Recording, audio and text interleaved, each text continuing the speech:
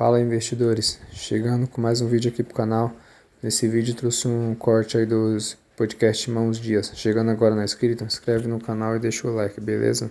O negócio é diversificar, né, Perini? Você pode pegar um pouquinho de pós agora, um IPCA, né? Eu gosto mais desses dois, pós e IPCA. Pré-fixado, por exemplo, eu fico com o pé atrás. Legal. Agora, Perini, quanto ao ministro da Fazenda agora, Fernando Haddad, o que você achou da escolha do Partido dos Trabalhadores, né, do Lula, enfim?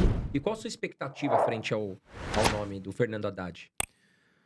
Olha, antes da eleição, o pessoal falava muito que talvez aparecesse um Meirelles, né? A gente teve o Boa Sorte Day lá do Meirelles. E o Meirelles seria um nome muito bom, no final das contas. Ele é capaz de dialogar com ambos os lados, né? Um cara que já foi testado, já trabalhou no governo várias vezes, em diferentes funções. E eu acho que, pensando nesses 4 anos, teria sido o melhor, assim, pra gente. E teria sido bom pro Lula também. Só que aí, quem iria suceder o Lula para os próximos 4? Porque eu não acho que ele vai querer se candidatar. O funcionamento da economia atrapalha o crescimento econômico, porque, afinal de contas, quem quer empreender e abrir um negócio para ter uma margem de 10%, se você pode ganhar 13% investindo em Tesouro Selic e correndo um risco extremamente baixo. Então, vai ter esse tipo de rusga. Mas eu acho que não vão ter como fazer muita coisa contra o Roberto Campos Neto. E do Haddad eu não sei o que a gente vai esperar, mas eu acho que a gente poderia estar até pior, pensando em outros nomes que foram ventilados aí, né? Então tem que ver o que vai desenvolver, porque eu não sei como é que vai ser realmente. Tem pouquíssima pista. O trabalho que o Haddad teve foi como prefeito aqui em São Paulo. Sim. Saiu mal avaliado, Pois né? ele acabou sendo um cara que não teve tanta popularidade, mas vamos ver agora, né? Legal. Vamos pro chat, Carol? Vamos. Faz as perguntas da galera e depois eu vou entrar no assunto, que é Petrobras e estatais, que a galera pergunta muito o que fazer. Mas manda a turma aí falar aqui que eles têm dúvida. Gente, olha lá, o Marcelo de Juiz de Fora. Nós estamos aqui com 800 pessoas online agora, só que vocês estão esquecendo de apertar o botãozinho de curtir, galera. Olha lá, 260 curtidas para mais de 800 pessoas. Aperta o botãozinho de curtir, ajuda a gente aqui, porque é muito importante que vocês ajudem e contribuam com o canal. Bom, tem muita gente elogiando o Perini aqui, o Marcos Fontanella, aula de macroeconomia, Marco Aurélio falando que é de Ribeirão Preto, o Luciano falando que o Bruno é muito fera, o Lorde Rico falando Bruno muito fera, o pessoal aqui, bastante seguidor aqui do Bruno que já conhece ele, o pessoal falando que está investindo em CDI, enfim. Legal, gente. Vamos lá. A gente vai pegar as melhores perguntas de vocês aqui. Eu vou selecionando algumas perguntas pra gente fazer pro Bruno aqui no final. Então, deixem as perguntas de vocês aqui. Vão fazendo perguntas que a gente vai selecionar algumas e vamos responder vocês. E se bater quantos likes? A gente vai falar 3 em fundos imobiliários. A hora que bater 1000 likes, eu já vou trazer a primeira pergunta aqui do chat. Vamos selecionar 2 perguntas do chat com 1000 likes. Então, pessoal, apertem o botãozinho de curtir que ajuda muita gente. Dedo aí, criaturinha. Por favor, apertem o botão de curtir. E detalhe, se você não está inscrito no canal Irmãos Dias, já vai lá em cima, já se inscreve e ativa as notificações para os próximos episódios. Vamos lá, Carol. Ô, Bruno, a questão agora, estatais. Petrobras, vendo, não vendo? O que você é Banco do Brasil? O que você acha? Agora é perigoso investir em estatal? Qual que é a sua opinião sobre isso? Acho que depende muito da estatal. Porque, por exemplo, estaduais, você pega uma Sanepar, lá do estado do Paraná, é uma coisa. Você pega um Banco do Brasil, que é no âmbito federal, já é mais arriscado, mas eu acho que não tão arriscado quanto uma Petrobras. Você tá falando, vamos falar de Petrobras. Eu fui olhar aqui rapidamente o número atualizado hoje, né, para ver os múltiplos pelos quais a empresa negocia. E é bizarro, porque é uma empresa que pagou 70% de dividendo pelo preço atual.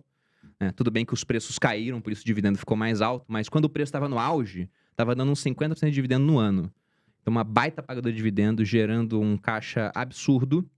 E naquela época, quando ela bateu o maior valor de mercado dela da história, que foi um pouco mais de 500 bilhões, estava negociando por 3 vezes os seus lucros de 12 meses. Não, tava de graça, de graça. Muito Nossa. barato, né? Você vai comprar a carrocinha de cachorro-quente da esquina, o cara vai botar um múltiplo de 5 vezes o lucro, vai Sim. botar alguma coisa assim, né? Pra quem não conhece esse múltiplo, o preço-lucro, ele tá falando o seguinte, o preço que você paga pelo lucro que a empresa gera. Então, imaginando que esse lucro, ele se mantenha constante e seja 100% distribuído ao acionista, né? Não é o que acontece, que a empresa vai ter que reinvestir parte do dinheiro, mas se isso acontecer, se você comprar algo por 3 vezes o lucro, em 3 anos você recuperou o seu investimento. Agora, a Petrobras está negociando a 1,78 vezes seus lucros. E se a gente pegar, inclusive, uma outra métrica, que é o preço que você paga pelo EBITDA da empresa, que é o lucro que ela tem antes de juros, impostos, depreciação e amortização, está negociando abaixo de 1. Então, o que é esse EBITDA, né? É praticamente o resultado operacional da empresa. E no lucro mesmo, que vem depois de tudo isso, você vai ter uma série de abatimentos, vai ter alguns efeitos contábeis também, né? Depreciação, etc.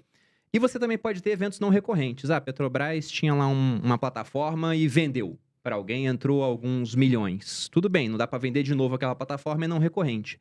Mas se você pega essa métrica do EBITDA, significaria falar o seguinte, né? A Petrobras gera, por exemplo, 100 milhões de EBITDA e está falando, compra o meu negócio por 87. Por que ela está tão barata? Porque já estão estimando que a empresa não vai ser mais lucrativa, tão lucrativa, melhor dizendo, em comparação ao que ela foi. Então, eu não compraria a Petrobras agora. Você tem Petrobras E se eu tivesse, na carteira? Não, eu não tenho. E a minha mão coçou bastante para comprar ao longo do ano passado.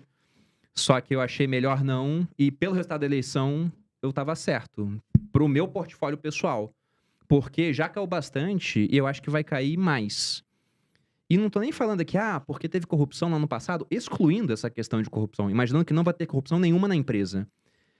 Se realmente fizerem com a Petrobras o que estão falando que querem fazer, né, a gestão do PT, a pedra fundamental desses ótimos resultados seria afetada. Porque esses resultados vieram de um barril de petróleo em patamares muito altos. E esse barril de petróleo em patamares muito altos gerou muito resultado para a empresa porque ela acompanhou o preço do petróleo no mercado internacional. Se de repente eles falam, não, agora o preço do petróleo vai ser definido pelo mercado nacional, por uma cúpula do governo, vamos alterar essa premissa. Não tem mais essa paridade de preços com o barril de petróleo internacional. Acabou essa lucratividade da empresa sem precedentes que a gente viu. E isso, muito possivelmente, vai ser feito. Foi o que foi veiculado pelo PT. Eles falaram abertamente isso várias vezes, que queriam modificar a política de preço da Petrobras. Se você modifica essa política, não adianta você olhar gráfico de resultados dos últimos 12 meses, resultados dos últimos 36 meses, de subida do lucro ao longo do tempo. Acabou. É que nem falar que a tua empresa é mega lucrativa porque ela vendia hambúrguer e agora você vai vender roupa. De que adianta o seu histórico passado estar mudando a atividade operacional da empresa? E além disso, o PT também ele pretende investir em refinarias. E se você pega o resultado da Petrobras, é como se eles estivessem, simplificando aqui, 2 ótimos negócios. Aliás, um ótimo negócio é um negócio mais ou menos. Porque na parte de exploração a margem é altíssima. Na parte de refinaria a margem é muito mais baixa. Então só de investir mais em refinaria, você está destinando mais recursos para algo que tem uma margem mais baixa. E tudo bem, pode ser estratégico para o Brasil essa parte de refinaria, mas você como acionista vai estar pagando o preço disso. Então por isso que eu acho interessante não ter. E aí entra a questão de que pode ter a construção de uma refinaria, igual foi feita no passado, muito mal feita. Quer por corrupção, quer por incompetência. Você tem, por exemplo, aquela refinaria lá de Pernambuco, se não me engano, Abreu e Lima, que o custo para se construir seria de 12 bilhões, o estimado custou 100. Então o negócio custou 9 vezes o preço inicial, e se você pega o refino, ele fica 3 vezes mais caro do que a média internacional. Ou seja, pagou-se muito mais por um negócio que no final acabou sendo muito pior em comparação com outras empresas. E é uma pena isso, porque Petrobras poderia ser a empresa de longe mais valiosa da Bolsa. Petrobras poderia valer mais de R$1 trilhão, pô. E eu digo isso pelo seguinte: se você pega o lucro que ela dava, quando ela era variada 3 vezes o lucro, que levou ela a valer 500 bilhões, se você pega múltiplo de outras empresas petrolíferas no mundo, a média, você pode olhar através de um ETF no mercado americano, era de 10 vezes o lucro. Se você botasse Petrobras avaliada por 8 vezes o lucro, ainda dá um decréscimo aí, tira porque é estatal, tira 20% desse múltiplo. Ela já valeria mais de R$1 trilhão. Só que agora a empresa está caminhando para valores cada vez mais baixos por conta, né, nem do que foi feito, né? É do medo do que vão fazer, porque o mercado sempre adianta as coisas. Então é complicado falar agora para quem tem Petrobras, né? Porque já caiu pra caramba. Mas o negócio é que eu não compraria, apesar de estar indiscutivelmente muito barata. Só que você não quer comprar algo barato que vai ficar mais barato, ou que vai se manter muito barato. Você quer comprar algo barato que tem algum tipo de gatilho para aumentar de preço ao longo do tempo, né? Sim. E eu não vejo esse gatilho em Petrobras. Todo mundo me pergunta, o que você fez, Carol, com as ações da Petrobras? Eu saí da posição e tenho PetroRio. A PetroRio veio crescente porque ela também aumentou o volume de produção, né? E assim, é um grupo privado, então muito lucrativo e com os resultados excelentes. Então eu, Carol, saí da posição, vendi, não tenho mais Petrobras, porque quando veio essa questão do novo governo Lula, eu preferi sair, né, pelo histórico, enfim.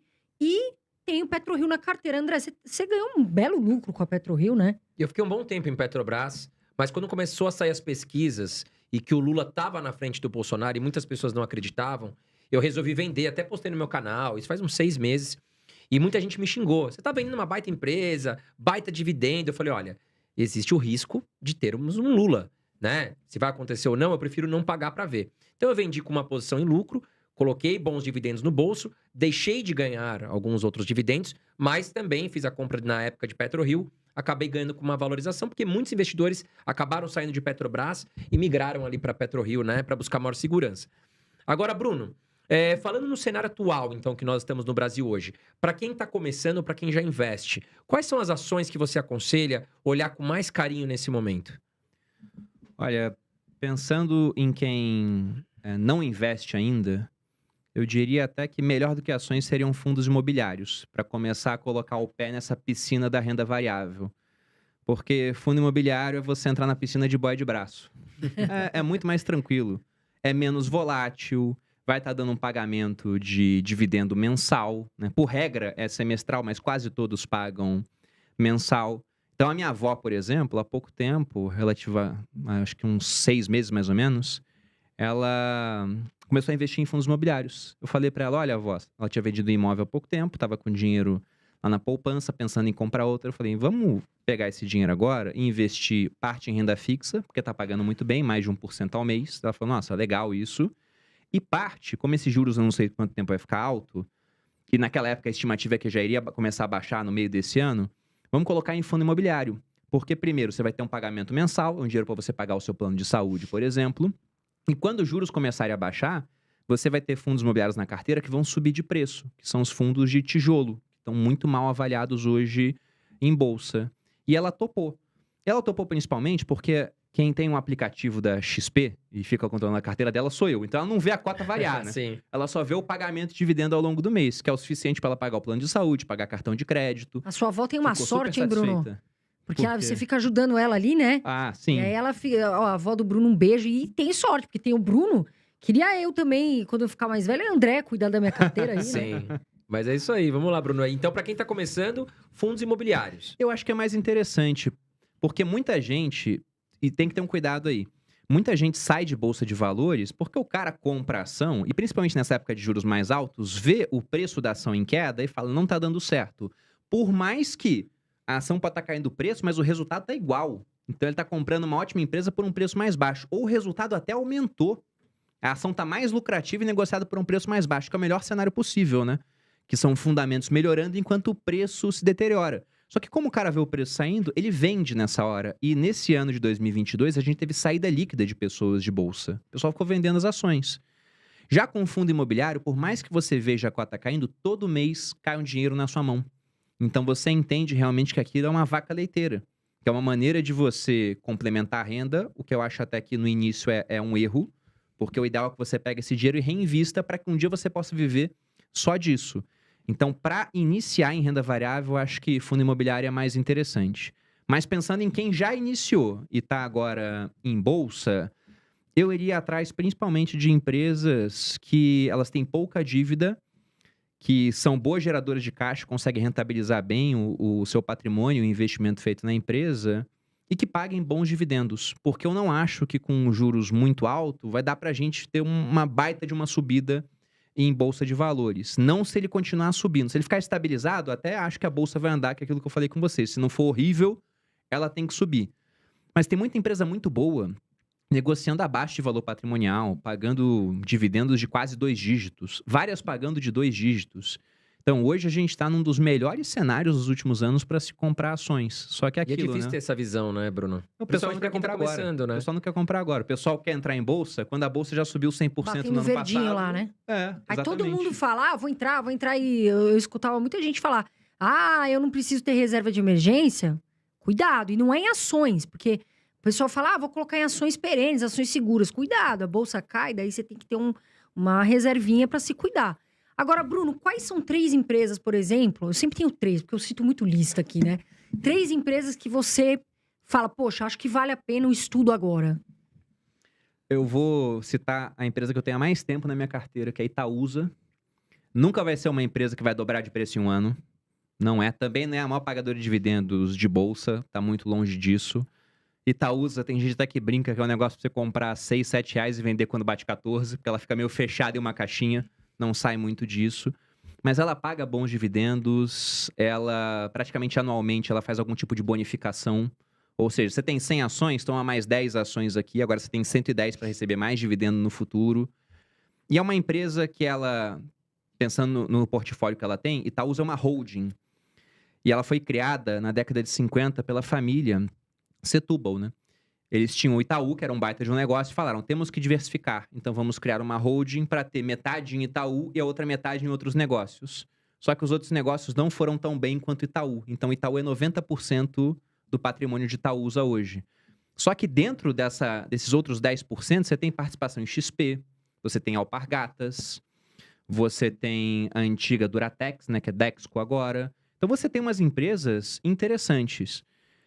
E é uma pagadora de dividendos muito boa. O preço não oscila demais. Então eu acho que é uma boa porta de entrada para esse mundo da renda variável. E eu gosto tanto da ação que eu carrego ela há quase 9 anos.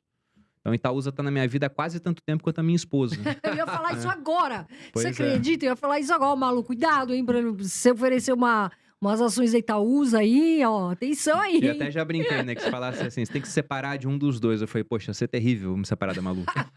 Não, eu tô brincando. Mas Itaúsa é muito bom. É um papel que eu acho muito bom. Porque o Banco Itaú... Aí sempre tem aquela dúvida, né? Compro Itaú ou compro Itaúsa? E o Banco Itaú é um ótimo negócio. E eles alocam muito bem o capital. Se você pega épocas de crise, você volta lá em 2008, bolha do subprime, né? Bolha imobiliária americana. Itaú comprou o Unibanco. Aí você vem aqui pro Brasil, 2016, impeachment da Dilma, cenário estranho. O Itaú vai lá e compra metade da XP. A XP depois faz um IPO e multiplica, né, o investimento do Itaú, enfim, por mais de 10 vezes. Aí, agora, nesse ano, aliás, o ano passado, o Itaú comprou quem? A Avenue. A Avenue. Aí veio a eleição do Lula, em 30 dias o brasileiro mandou 1 bilhão pra fora do Brasil. Aliás, 1 bilhão pra Avenue, né? Pra fora Exato. muito mais. Só a Avenue captou 1 bilhão. Então os caras são muito bons em alocar capital. Só que eu gosto dessa pontinha que tá alocada em outros negócios que eu acho que devem crescer mais do que o Itaú.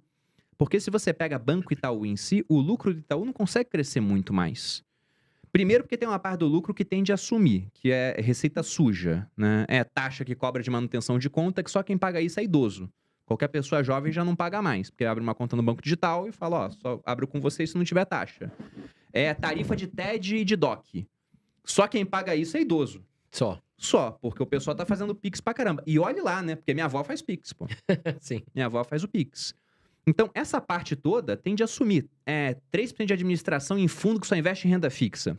Isso vai sumir. E na outra parte, o Itaú já é muito grande.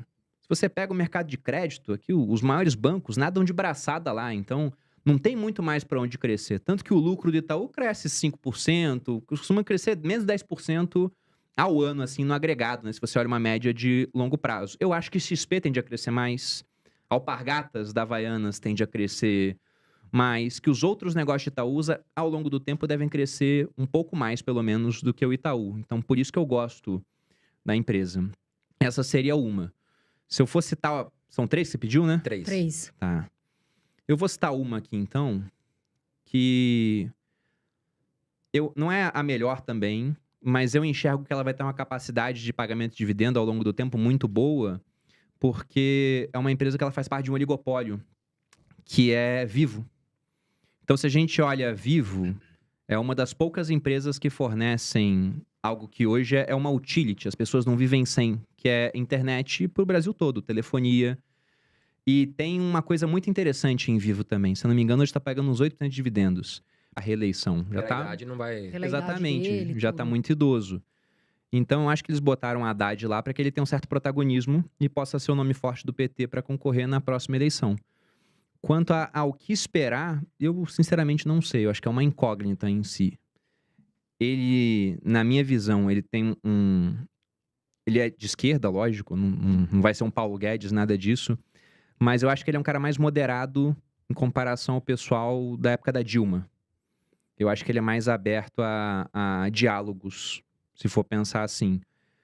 E eu prevejo que a gente vai ter um pouco de atrito entre ele e o Roberto Campos Neto. Porque, como eu disse, o Roberto Campos Neto tem independência assegurada por lei. Tudo bem que leis mudam, a gente viu como é que isso está mudando de maneira cada vez mais rápida hoje em dia.